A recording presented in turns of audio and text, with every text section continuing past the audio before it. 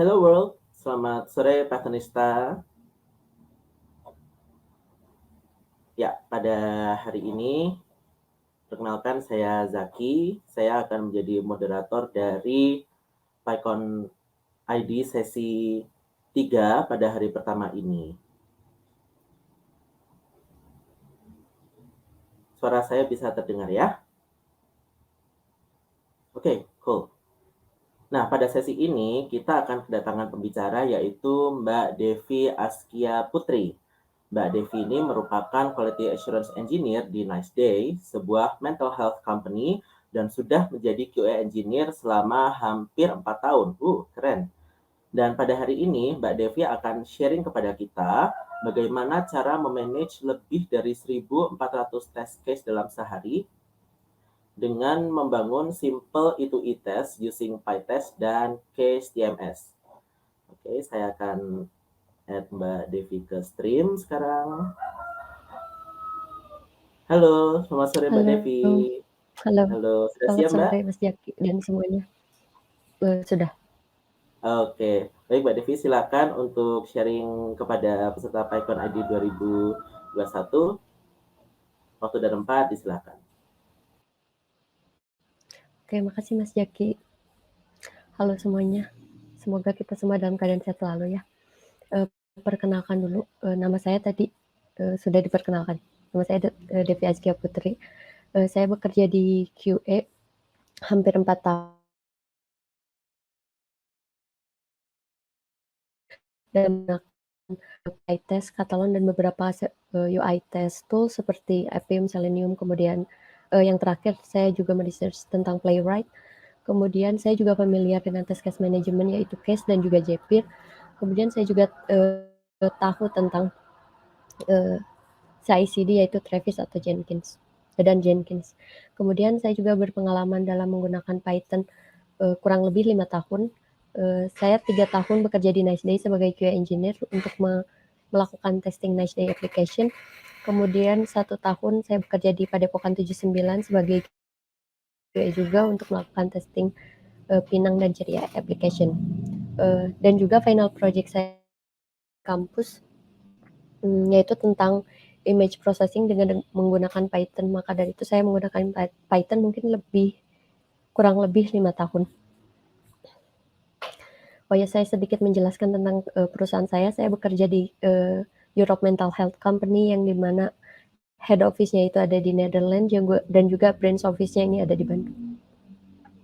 Kita membuat produk yaitu Nice Day untuk melakukan support terapi session dan juga company core value kita itu yang pertama ada proaktif, team player, inovatif, kemudian committed with the quality. Maka dari itu kita mengusahakan bahwa produk yang kita berikan ke customer yaitu Nice Day memiliki kualitas yang bagus sebelum di-deliver ke customer. Sekarang saya akan menjelaskan bagaimana kita QA di Nice Day melakukan managing 1.400 test case dalam sehari dengan membuild simple end-to-end testing dengan menggunakan PyTest dan Case TMS. Kemudian, topik untuk hari ini yang pertama ada background atau latar belakang. Kemudian yang kedua ada tentang test case management tools. Yang ketiga ada tentang PyTest. Yang keempat ada bagaimana kita melakukan integration dengan Case antara PyTest dan Case. Kemudian bagaimana kita melakukan scheduling dengan menggunakan Jenkins dan Travis. Dan yang terakhir ada demo. Yang pertama yaitu background atau latar belakang.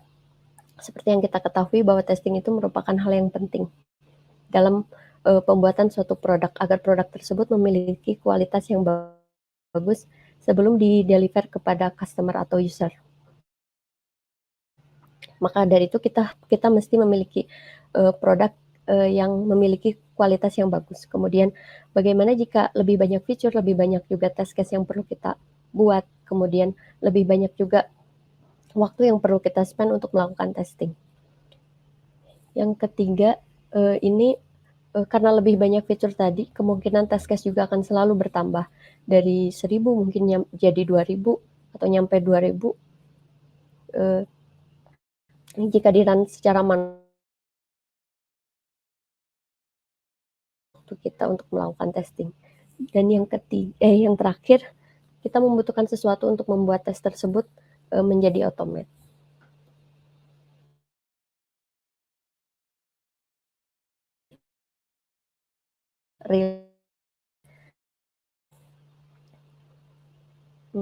Nah, ini contohnya. Di rilis pertama, kita mungkin hanya memiliki 3 feature authentication seperti login, registration, kemudian forgot password. Bagaimana jika dan jumlah test case-nya ada 50. Kemudian regression time-nya mungkin kita akan memakan waktu 60 menit. Lalu di rilis kedua kita punya tambahan feature yaitu menjadi 5 feature, terus jumlah test case-nya menjadi 80, dan regression time-nya mungkin bisa lebih dari 2 jam atau 120 menit lebih. Kemudian bayangkan jika tahun depan lebih banyak feature yang kita rilis, misalkan ada 40 feature, kemudian test case-nya ada 1.400 atau bahkan 2.000, berapa jumlah waktu yang kita harus spend untuk melakukan regression time? Berapa jumlah juga cost yang perlu perusahaan keluarkan untuk meng-hire QA manual untuk melakukan testing. Maka dari itu kita membutuhkan yang pertama tools untuk memanage test case. Yang kedua itu tools untuk melakukan untuk membuat test case menjadi automate. Kemudian yang terakhir sesuatu untuk membuat tes tersebut berjalan periodically dan continuously. Oke, yang pertama ini tentang test management tools. Test management tools yang saya gunakan yaitu Case. Case sendiri membantu kita dalam memanage test case, dan juga Case sendiri mensupport manual dan automated test. Untuk sekarang software testing itu tidak selamanya 100% manual dan 100% automate. Mungkin kita berpikir untuk setiap manual dan automate kita memerlukan 2 tools yang berbeda. Tapi tidak dengan Case. Case membantu kita dalam dua tipe testing tersebut, untuk manual dan juga automate. Case juga membuat testing lebih terorganize, well-tracked, dan juga terdokumentasi. Ada beberapa feature dari Case sendiri. Yang pertama itu ada test case template, kemudian ada test run. Oh ya, untuk test case template ini juga sudah memenuhi standar test case pada umumnya, memiliki title, description, post condition, pre-condition, juga step dengan expected result-nya. Kemudian ada report juga dan history. Kemudian ada share the data result to college. Walaupun college kita tidak memiliki akun Case, kita masih tetap bisa men-share data test result kepada college tersebut. Dan yang terakhir adalah real-time track test result. Selanjutnya saya akan menjelaskan tentang PyTest. PyTest sendiri ini adalah library testing dari Python. Python testing tool sebenarnya. PyTest ini digunakan untuk membuat code testing dengan menggunakan bahasa Python. Kemudian ada beberapa feature yang saya gunakan, alasan kenapa saya ada beberapa feature yang menjadi alasan kenapa saya menggunakan PyTest. Yang pertama, PyTest ini bisa digunakan untuk mobile dan juga portal testing dengan menggunakan Appium dan Selenium Server.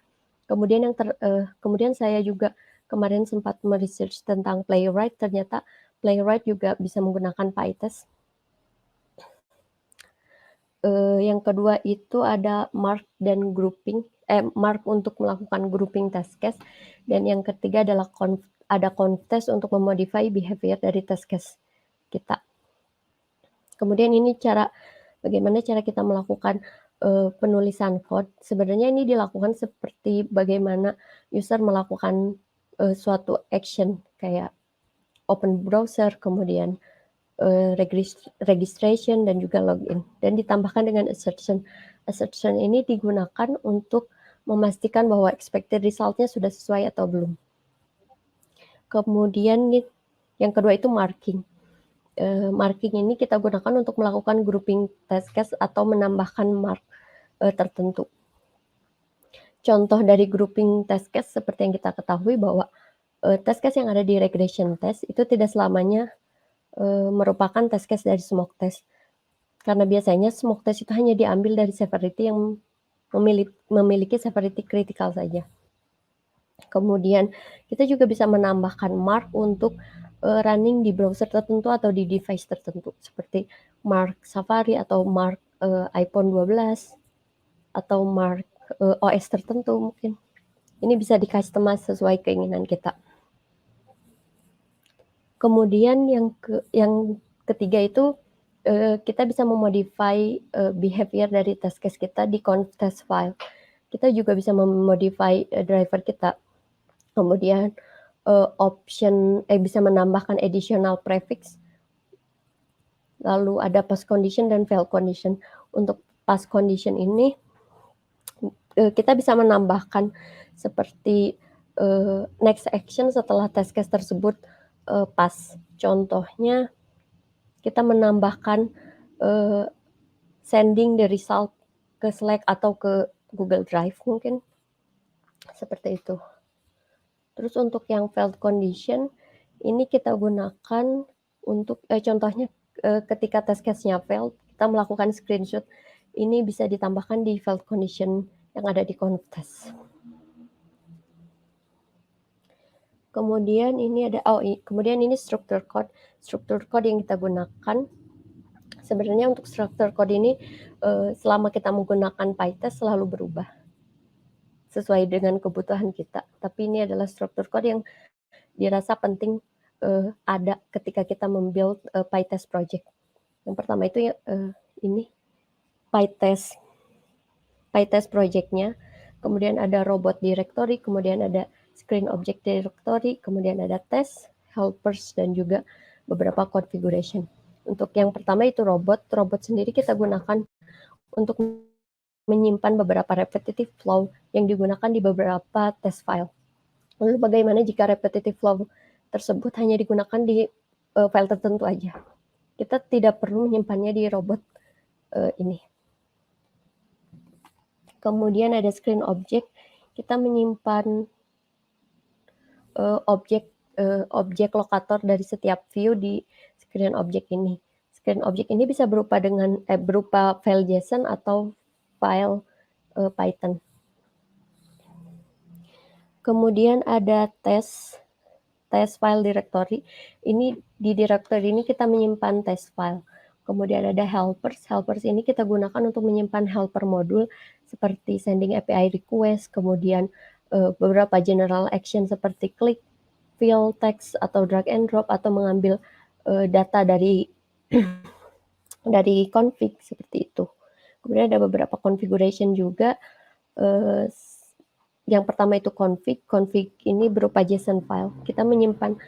Kita bisa menyimpan beberapa JSON string file di config ini. Misalkan menyimpan URL suatu situs yang mau kita tes, kemudian beberapa tes data juga bisa kita simpan di sini. Kemudian kita juga bisa menyimpan application location juga di sini.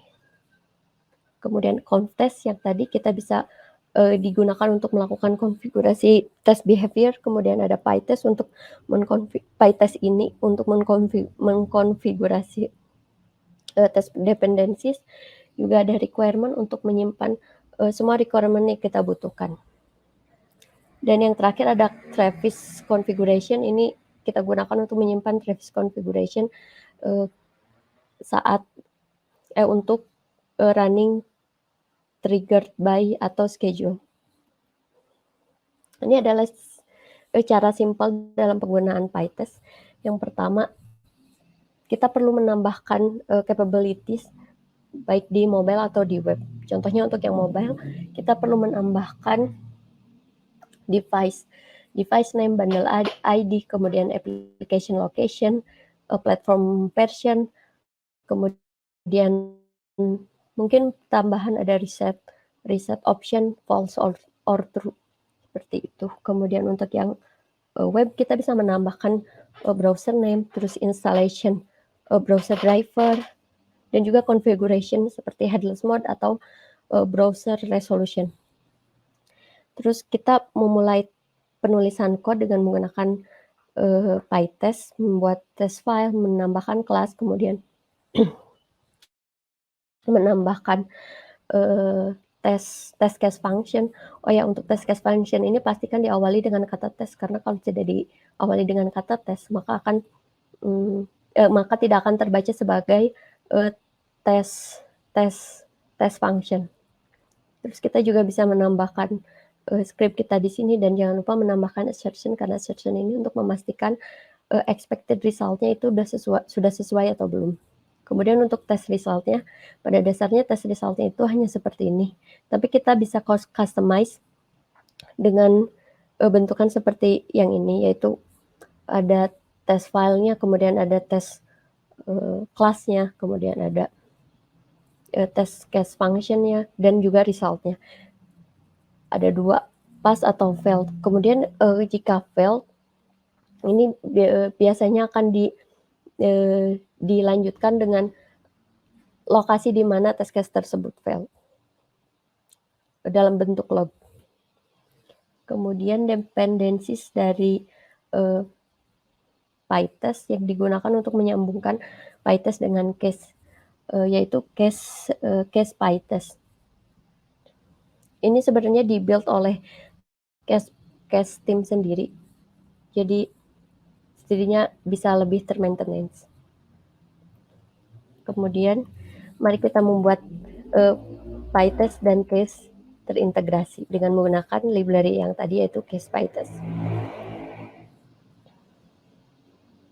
Lalu bagaimana cara kita melakukan integrasinya? Yang pertama, kita harus melakukan instalasi library yang tadi, yaitu case PyTest, kemudian mengenerate token yang melalui case browser, case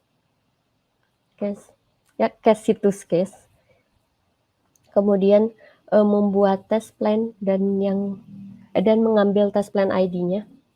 Kemudian yang terakhir, kita bisa menambahkan case ID di setiap test script-nya. Kalau misalkan tidak ada annotation untuk case ID ini, maka test tersebut masih tetap berjalan, tapi result-nya tidak akan terkirim ke case result. Kemudian cara kita merunnya, kita bisa menambahkan prefix case API token, memasukkan tokennya di sini, kemudian case test plan ID yang tadi kita masukkan di setelahnya, kemudian prefix case. Selanjutnya, bagaimana kita melakukan scheduling test dengan menggunakan Travis CI dan juga Jenkins. Oh ya, sebelumnya saya akan menjelaskan sedikit tentang Travis dan juga Jenkins. Travis sendiri merupakan cloud-based continuous integration yang digunakan untuk melakukan software development team test. Ini terhost di GitHub, tidak free tapi free trial. Kemudian untuk Jenkins sendiri, ini juga general tools yang bisa kita gunakan untuk project apapun. Ada plugin untuk membangun continuous integration. Kita gunakan Jenkins ini untuk membuild dan juga melakukan testing software project secara continuously dan periodically. Terus masih tentang scheduling tadi, kenapa kita menggunakan 2 scheduling, Travis dan juga Jenkins? Yang pertama yaitu Travis, karena kita menggunakan existing CI/CD yang ada di company kita, yang sudah terhost di GitHub untuk melakukan web testing yang di-trigger berdasarkan product release, dan juga ada beberapa yang berdasarkan schedule. Kemudian yang kedua, kita menggunakan Jenkins untuk scheduling running hanya untuk mobile test saja. Sebenarnya ini dibuat agar job yang kita running lebih fleksibel, karena Travis sendiri di company kita itu digunakan bukan hanya oleh tim QA saja, tapi juga oleh tim-tim lain seperti web product, application product, juga backend. Oh ya, sebenarnya di Travis juga kita bisa melakukan melakukan mobile testing, tapi kita memerlukan cloud device dan harus diintegrasikan dengan Travis, seperti itu. Lalu bagaimana scheduling dan juga triggered by berjalan. Yang pertama ini scheduling. Kita melakukan schedule test, kemudian dari schedule itu akan ke trigger yang pertama ini untuk mobile ya, produk repo untuk melakukan untuk membuild application baik itu app atau APK. Kemudian automation kita akan tertrigger dan juga automation kita akan ke trigger, running testnya berjalan, dan juga resultnya akan di-post ke case IO secara real time. Terus untuk yang triggered by, ini kita akan UI test akan ke trigger ketika ada pull request release. Contohnya jika ada pull request yang masuk ke branch release beta atau release production, atau branch yang sudah kita tentukan untuk melakukan release. Kemudian automation UI testnya akan berjalan dan resultnya juga akan sama di post ke case IO secara real time. Ini adalah salah satu contoh bagaimana kita men-schedule UI test automation. Ini ada Android, ada Android mobile, ada iOS mobile, kemudian ada portal, dan juga smoke test. Misalkan setiap hari Senin kita melakukan running build APK, kemudian running UI testnya, kemudian Selasa, Rabu, Kamis dilanjutkan seperti itu. Kenapa kita melakukan running secara repetitif? Sebenarnya kita gunakan ini untuk memastikan bahwa aplikasi tersebut memiliki kualitas yang bagus sebelum di-deliver ke production, seperti itu. Kemudian kita juga di produk ini sama ya, antara Android, iOS, dan juga portal dilakukan secara berulang selama 1 minggu. Kemudian kita juga melakukan testing di production, tapi hanya test case yang memiliki severity critical atau bisa dikategorikan sebagai smoke test. Ini juga berjalan di Android, iOS, juga portal untuk memastikan bahwa main feature-nya itu berjalan dengan lancar.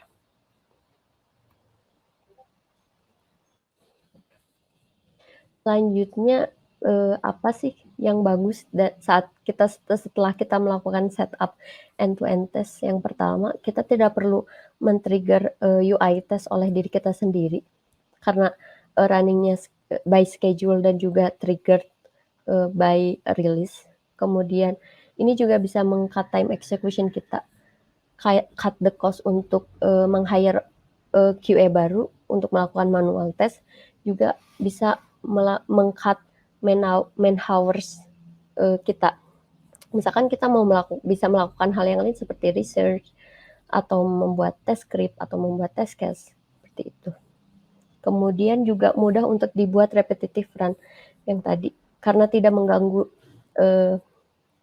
main job kita. Misalkan hari ini kita sedang membuat test case, karena di-build karena di-run di continuous integration dengan device yang terpisah, maka akan lebih mudah untuk melakukan repetitive run. Kemudian report yang dihasilkan oleh case sendiri real time, jadi tidak perlu menunggu satu file berjalan semua atau satu project berjalan semua, tapi berdasarkan test case function, setiap test case function akan dikirimkan ke case test run. Kemudian kita juga bisa menemukan defect secepat mungkin karena repetitive run tadi. Kemudian ada beberapa hal yang kurang baik juga saat kita telah men-setup end-to-end testing. Yang pertama, jika kita memiliki flaky test, maka itu akan membuat testing result kita rusak. Kenapa? Seperti yang kita ketahui, jika ada flaky test atau dependent test, maka test case selanjutnya itu, jika test case 1 fail, kemudian maka test case selanjutnya, misalkan test case kedua atau test case ketiganya akan fail juga. Maka dari itu kita harus memastikan bahwa test case kita tidak memiliki dependent test case atau yang flaky test. Kita bisa menambahkan handling atau condition tertentu. Kemudian, kita hanya bisa mendapatkan report di schedule yang telah kita tentukan. Sebenarnya ini bisa menjadi hal positif juga karena QM menjadi lebih independen. Lalu apakah saya merekomendasikan ini semua? Ya. Yang pertama, yang tadi, ini bisa meng-cut waktu kita untuk melakukan running test, kemudian kita bisa lebih banyak waktu untuk melakukan task yang lain seperti yang tadi, research, atau menulis test script, menulis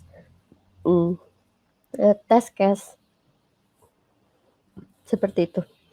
Kemudian, PyTest sendiri itu simple dan cukup powerful.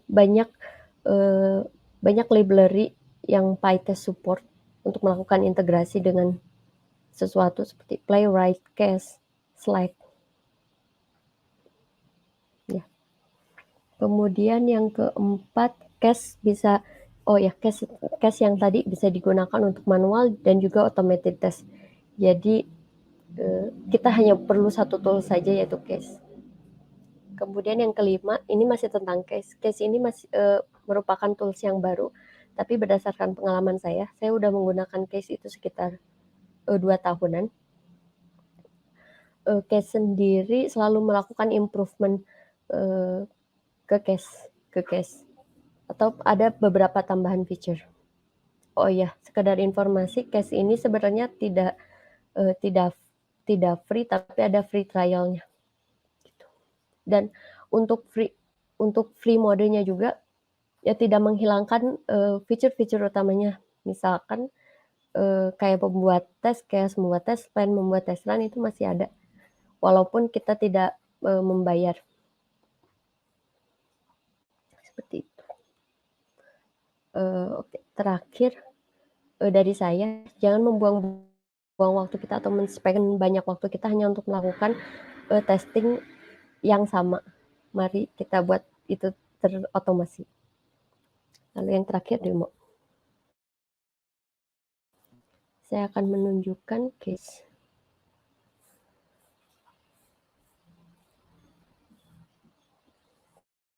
Ini adalah salah satu contoh bagaimana interface dari case itu sendiri. Yang pertama tadi untuk melakukan integrasi dengan PyTest, dengan PyTest kita perlu melakukan generate token. Dari sini ini contoh kita bikin token baru. Contohnya tes.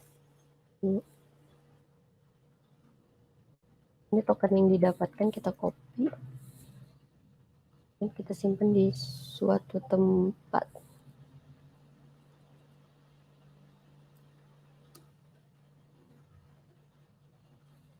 Lalu kita juga perlu membuat test plan dan juga mengambil test plan ID-nya. Ini ada di test plan.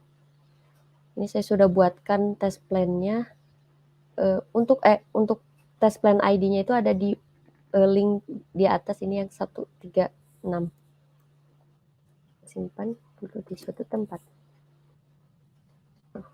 Kemudian kita lihat kita akan melakukan tes run-nya.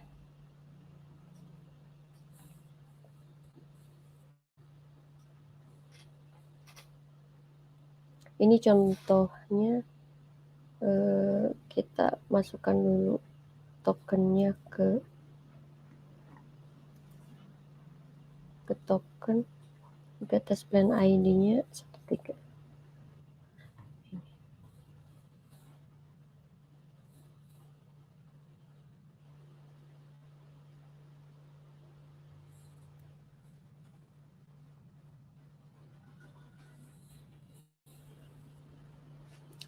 Ini udah langsung terintegrasi dengan case ya, karena kita udah menambahkan case ID, juga mengimport library dari case-nya. Ini test run-nya udah terbuat, kita lihat. Refresh.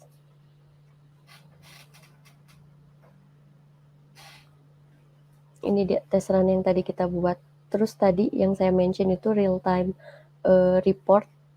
Kita bisa melihat test case mana yang sedang berjalan, terus test case mana yang sedang yang belum dites. Ini contohnya. Ini salah satu test case yang sedang berjalan. Oh ya, tadi saya run-nya dalam headless mode dengan menggunakan Chrome. Jadi tidak akan muncul, tapi nanti saya akan coba kasih lihat jika tidak menggunakan headless mode.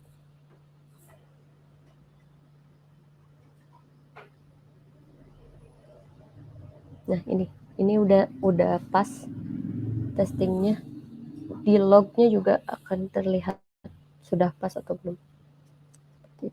Oh, ini yang tadi ada robot file, ada page atau screen object yang bisa berupa JSON atau Python file. Kenapa bisa berubah? Kenapa kita bisa menggunakan dua itu? Karena pada dasarnya lokator-lokator yang dipakai oleh lokator yang dihasilkan oleh setiap application itu dalam berupa string. Jadi bisa kita simpan dalam JSON file. Kemudian ini ada help, script, helpers. Di sini kemudian ada beberapa configuration seperti config, kemudian contest, ada PyTest ini, kemudian requirement untuk menyimpan requirement seperti itu. Kita lihat case-nya sudah berapa yang berjalan. Seperti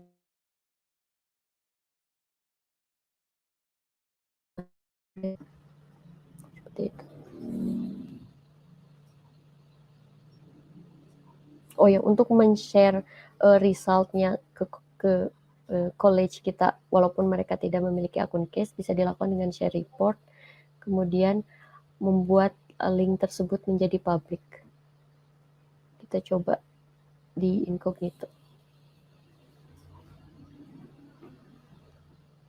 Ini incognito Windows-nya, kita paste link yang tadi.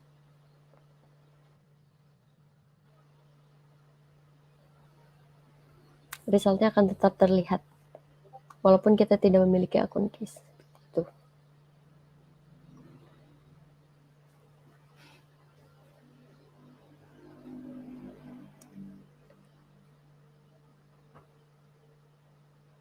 Ini tesnya masih berjalan. Kita terminate aja ya, biar kita coba juga untuk yang mode yang tidak headless.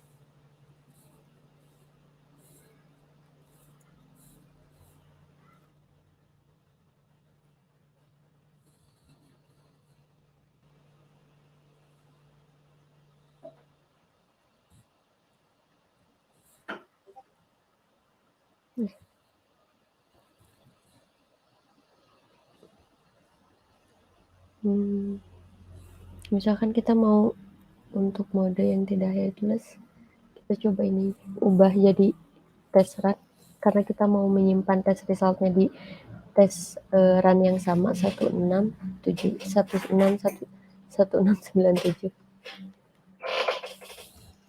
1697.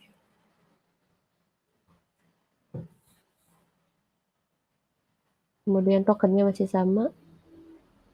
Oh ya, untuk headless mode ini kita menambahkan tambahan prefix dengan mengcustomize-nya yang tadi di conf file. Kemudian ini juga dash b menandakan browser option, ini juga kita customize di conf test file. Kemudian juga ini juga environment juga bisa kita customize. Tes.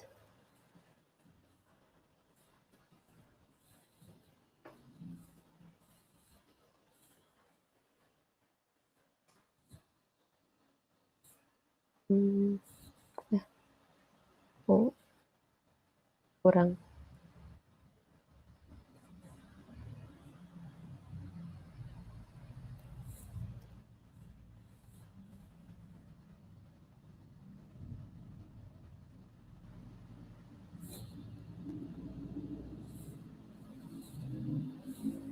Ini adalah browser yang sedang berjalan untuk melakukan testing. Kurang lebih akan seperti ini.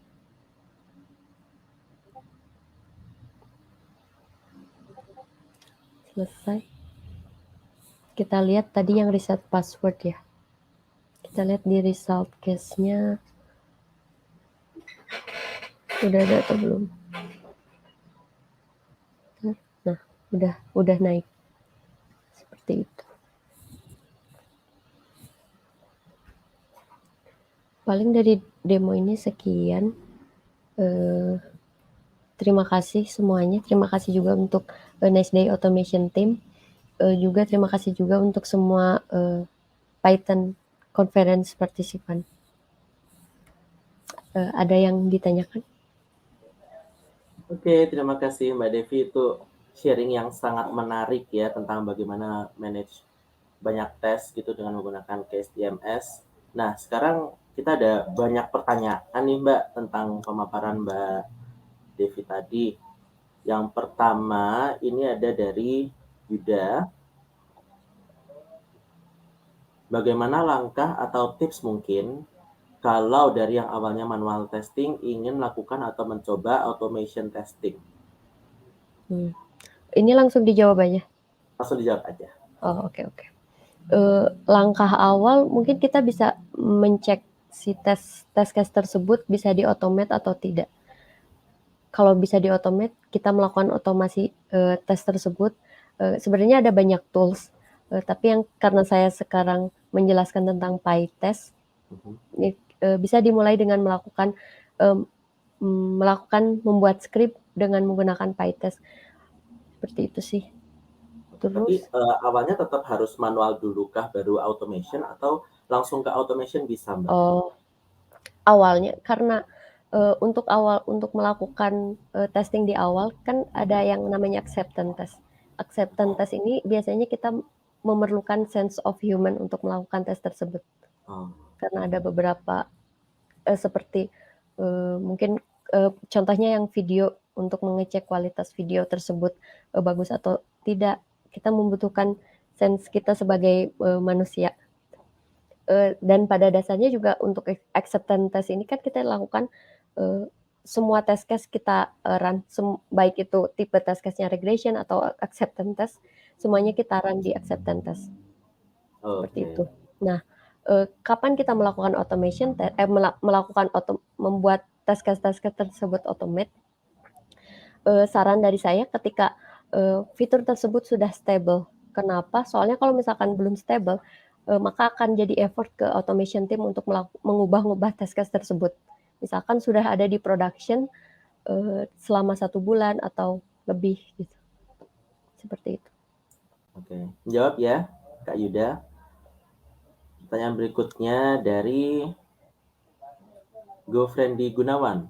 Mbak Devi, untuk notif ke Slack pakai library apa in case ada tes yang gagal? Kalau dari case sendiri itu ada library-nya. Ada library plugin kalau nggak salah, plugin namanya. Jadi tinggal udah bawaan dari case ya? Iya, tinggal diaktifin aja terus masukin kalau nggak diaktifin pluginnya, kemudian di Slack-nya juga kita nyalain integrasi sama case-nya juga gitu.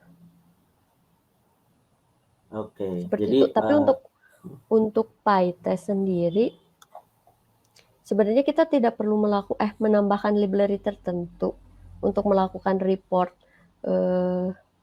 report resultnya yang tadi dalam bentuk log ini.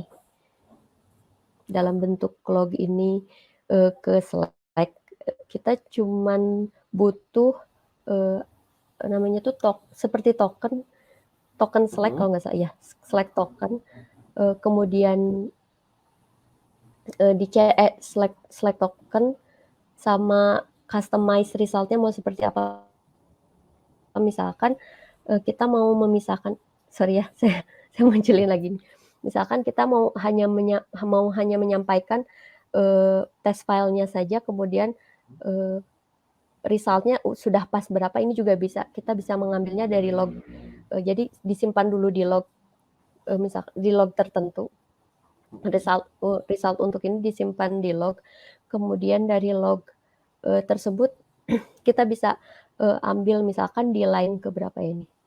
Kalau ngeran di log kan ini resultnya 1, 2, 3, 4, 7, 8, 9. Nah, ini resultnya muncul di line 9 kan kalau di log. Misalkan kita ambil yang di line 9 ini dengan pembatas ini, kemudian dihitung di line ini ada kata pas atau enggak. Kemudian di sini juga ada kata pas atau enggak, ada kata pas atau enggak. Kalau misalkan ada kata fail,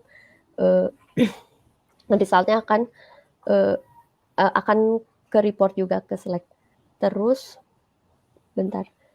Oh ya, terus untuk jumlahnya juga bisa kita hitung seperti itu. Apalagi ya yang perlu? Ya seperti itu sih.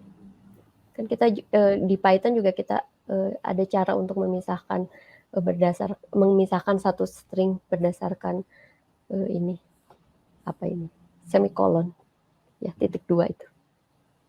Seperti itu. Jawab ya Kak Gofrendi Gunawan. Berikutnya pertanyaan dari Miranti R. Bagaimana cara mengatasi flaky test? Misalnya apabila ada perubahan nama kelas atau elemen locators. Misalnya apabila ada perubahan minor ataupun major dari sisi UI. Oke. Kalau flaky test itu dikatakan flaky test kan saat sebenarnya tidak ada perubahan apapun, tapi test case tersebut resultnya tiba-tiba fail atau resultnya tiba-tiba pas, atau tidak bisa diprediksi gitu saat failnya.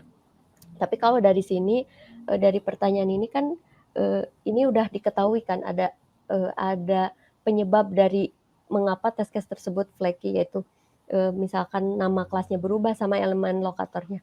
Kalau jika elemen lokatornya berubah, kita perlu mengubah elemen lokator yang sebelumnya kita masukkan di situ, seperti itu sih. Gitu. Jadi apa bisa dibilang kalau flaky test itu emang dari functionnya yang dites, misalkan yang ada salah dari awal gitu ya, bisa dibilang begitu Mbak, atau gimana? Nggak kayak gitu juga sih, soalnya kan penyebab flaky test itu beragam. Salah satunya itu bisa internet connection atau device-nya misalkan menggunakan Android, terus device-nya kadang berat karena melakukan tes terlalu banyak, atau RAM-nya kecil.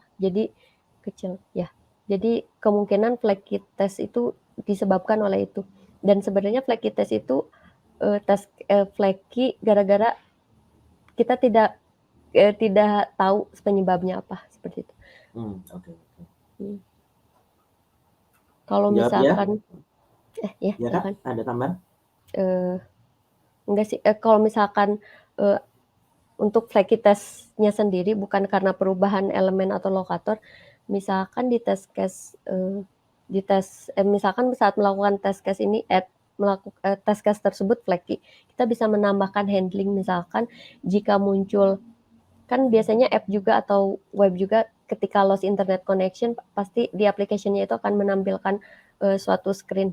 Nah, jika screen tersebut muncul, kita bisa menambahkan action, entah mau nge-refresh device-nya atau melakukan reset device-nya atau merefresh page tersebut. Seperti itu sih. Mudah-mudahan membantu dan terjawab. Mudah-mudahan membantu ya Kak Miranti ya. Next nih Mbak, ada pertanyaan dari Ridwan Fajar. Bagaimana caranya kita tahu kalau automated test itu punya great impact ke produk kita, Mbak? Eh, Cara kita tahu bagaimana testing apa memberikan impact yang bagus ke produk kita itu, kita bisa lihat sih, yang pertama itu application ya, test resultnya itu kan stabil. Kalau misalkan stable, bisa dipastikan bahwa produk tersebut baik dan bisa melanjutkan ke environment production. Misalkan di beta kita melakukan automate result dari Senin sampai misalkan seminggu, dari Senin sampai Minggu. Kemudian misalkan dari Senin sampai Minggu. Kalau tidak ada isu atau failed karena ada isu tertentu, maka produk tersebut bisa rilis ke production. Tapi kalau misalkan di pertengahan running test dari Senin sampai Minggu itu ada isu, maka kemungkinan rilis ke productionnya ditunda, seperti itu sih. Terus impact yang lain juga kita bisa memastikan bahwa application tersebut memiliki kualitas dan kestabilan yang bagus sebelum masuk ke production. Kemudian kita juga bisa menemukan defect secepatnya, baik itu di production atau di sebelum pre-release environment. Misalkan jika di production, kita kan melakukan smoke test. Kita bisa melakukan smoke test, tidak perlu full regression test. Smoke test ini ya, smoke test ini hanya untuk melakukan testing main feature saja, seperti itu. Jadi selama ada di production, misalkan tiba-tiba production down pada saat jam UI test running, maka itu akan lebih mudah untuk dideteksi sih. Oh iya, sama juga kita melakukan automated test ini diusahakan saat waktu sibuk aplikasi tersebut berjalan, misalkan dari jam 12 siang sampai sore atau sampai malam, seperti itu. Gimana? Jangan di-run waktu aplikasinya sibuk atau di-run-nya waktu sibuk? Kita nge-run-nya waktu sibuk. Jadi bisa tahu kalau misalkan lagi ada banyak user nih, kalau misalkan kan lagi sepi, kalau lagi tengah malam itu kemungkinan lancar-lancarnya saja itu lebih tinggi ya. Tapi kalau misalkan saat jam sibuk, misalkan karena aplikasi ini digunakan di Netherlands ya, bukan di Indonesia. Jadi saat malam, mungkin dari sore sampai malam kita melakukan running test untuk di production ini, jadi apa ya, lebih yakin aja dengan result. Jadi intinya adalah kita merun tes dan membuat tes itu sebagaimana mungkin mendekati real world case ya Mbak ya? Iya. Baik teman-teman semua. Semoga membantu. Ya, sangat membantu Mbak, sangat membantu. Oke, teman-teman peserta, jangan lupa untuk mengirimkan thank you notes kepada Mbak Devi di alamat ini yang bisa dilihat di layar, PyCon_ID/thank you speaker. Nah, karena di sini ada banyak pertanyaan yang belum terjawab nih Mbak Devi. Kalau Mbak Devi berkenan, Mbak Devi dan teman-teman bisa melakukan tanya jawab di room Ask the Speaker for PyCon Pod 3 yang ada di Hubilo gitu. Karena ada beberapa pertanyaan yang belum sempat saya tanyakan karena keterbatasan waktu. Oh ya, itu di mana ya, di booth atau di room iya, ini. Okay. Di room itu, nah di sini. Oh iya. Baik, teman-teman juga setelah ini akan ada recruitment session yang bisa diakses di room Hubilo. Teman-teman bisa menuju ke sana atau juga bisa menuju ke room Ask the Speakers for PyCon Pod 3 bagi teman-teman yang ingin bertanya lebih lanjut tentang sesi Mbak Devi ini. Lagi kami ucapkan terima kasih kepada Mbak Devi yang sudah bersedia meluangkan waktu untuk sharing pada kami dan juga kepada teman-teman peserta PyCon yang sudah meluangkan waktunya untuk mengikuti acara ini. Sampai jumpa di room lain dan sampai jumpa pada sesi esok hari. Dadah. Ya, makasih semuanya. Terima Bye-bye. kasih.